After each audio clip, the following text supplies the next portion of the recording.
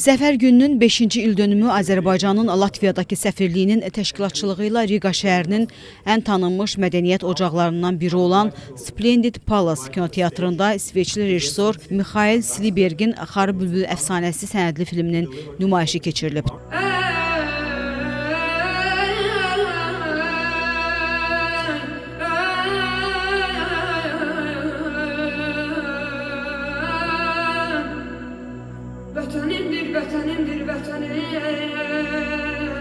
Tədbirdə Latviya Seyminin deputatları, Xarici İşlər Nazirliyinin və digər dövlət qurumlarının rəsmiləri, xarici diplomatik missiyaların rəhbərləri, yerli akademik, mədəni, ictimai və dini dairələrin nümayəndələri, Latviyada yaşayan Azərbaycan icmasının üzvləri, eləcə də bu ölkədə təhsil alan Azərbaycanlı tələbələr iştirak ediblər.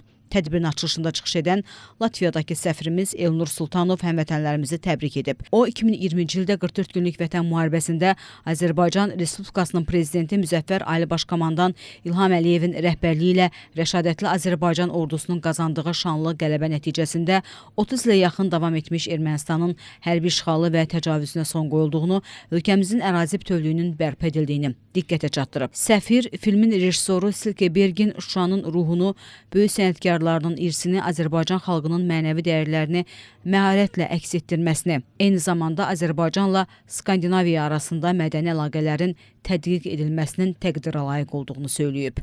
Elnur Sultanov Azərbaycan-Latviya mədəni dialoqundan da söz açaraq Şuşada olan və Azərbaycan mədəniyyətinə töhfələr vermiş Latviyanın incəsənət xadimlərindən bəhs edib. Səfir Xarı bülbül əfsanəsi filminin nümayişinin Azərbaycan mədəniyyətinin Latviyada daha da tanınmasına, ölkələrimiz və xalqlarımız arasında mədəni əlaqələrin möhkəmlənməsinə töhfə verəcəyinə inamını ifadə edib. Sonra filmin rejissoru Silkeberg çıxış edərək Şərqlə Qərbin birləşdiyi məkanda yerləşən Azərbaycanın zəngin tarixi, qədim mədəniyyəti və musiqisinin onu valih etdiyini bildirib.